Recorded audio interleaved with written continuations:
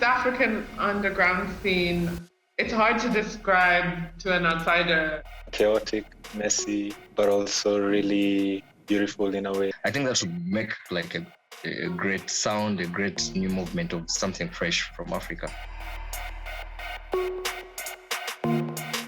From my exposure to the underground electronic music scene in Kampala is when I kind of started to be free. There's a whole scene of Kenyan producers, many of whom are on SoundCloud.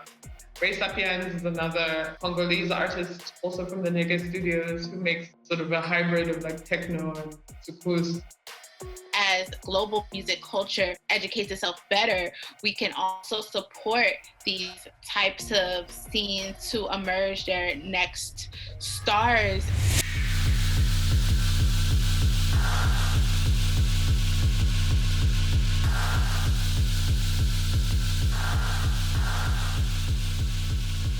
Around 2017, I gave myself to music basically and just went all in, got in touch with the crew here. I wasn't too experimental at the time. I was still trying to make EDM and house, putting out tracks on SoundCloud. That's been my biggest tool for connecting with my fans. They started collecting sounds from outside, using the sound as compositional tools. This has been evolving since 3 years ago. I definitely feel a responsibility to like play as much East African music as I can, as diverse as Uganda is, with like more than 50 ethnic groups, their own musical traditions. And now we're talking about East Africa generally, which is like 3, 4, 5 countries. So there's like so many different genres of music that are coming out of the scene. It really started with very small waves and then just kind of grew beyond what any of us expected. I was born in Belgium. I came to Uganda about 10 years ago. I'm a member of our collective, Nyege Nyege, co-run the festival as well as our record label. You know, it's no rocket science, you know, we just have to believe in what we're doing. We know that, you know, there's audiences at home and audiences out there that will be really interested. In the beginning, it was really trying to foster our own community, but also to make that community exist inside of a larger space. Music has this like way of communicating beyond what words can do, and I think that's the magic about it. You know, I'm a child of Africa, so I love some syncopated drums. I love soukous guitar, and I sort of love those connections between, say, East African music and music from Colombia or wherever. Our people love their traditions, like La Raka Raka, Vola, whatever, they love it. And most of the elder, they really love it because they know where I took that thing from, the skill from. And they're so up about it. They say, yes, this is what we want. My style of music can fix anywhere, like even in the club. So now when I'm performing, I really show people what I have. And people love it, the way my music flow and the way I dance and the way I sing. Because everywhere I've been moving, like mostly in Europe, people love it. We're fortunate to be in a neighborhood that is very Pan-African. Very quickly, all these influences sort of created their own thing, and we just felt like, you know, that deserved to be heard and discovered. Actually, it was my manager, Matthew, that connected me with Nyege Nyege. I was so excited because I wanted to really be on Nyege Nyege. I hear a lot about them. I see the works that they've done. It's amazing. So I'm just so excited to work with them. SoundCloud is really great for you to explore, for you to bring the crowd to your music. The ideas, the inspiration was already there, like in my case. It was already there because I wanted to be part of like creating a sound which is not in the mainstream, like, you know, music which is not structured, maybe that this is intro, chorus, verse, and stuff like that.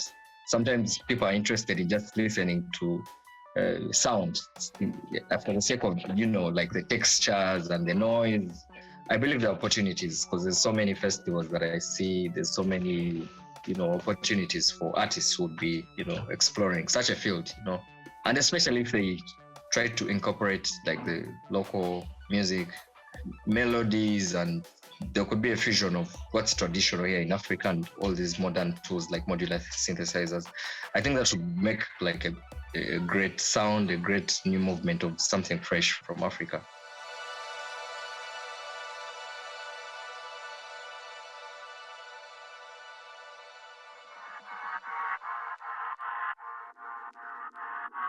fanya vile utafanya juu ni sharp over the rest. You know, Uganda is the second youngest country on the planet. The average age here is like 15 years old. So you have like kids picking up Fruity Loop demos and starting on that, and getting excited about creating music. Then there's a sort of like wave. It's no longer just in my hands, because I have kids like younger than me, way younger than the ones younger than me, saying they're doing trap, and we started this thing, but other people are just gonna continue.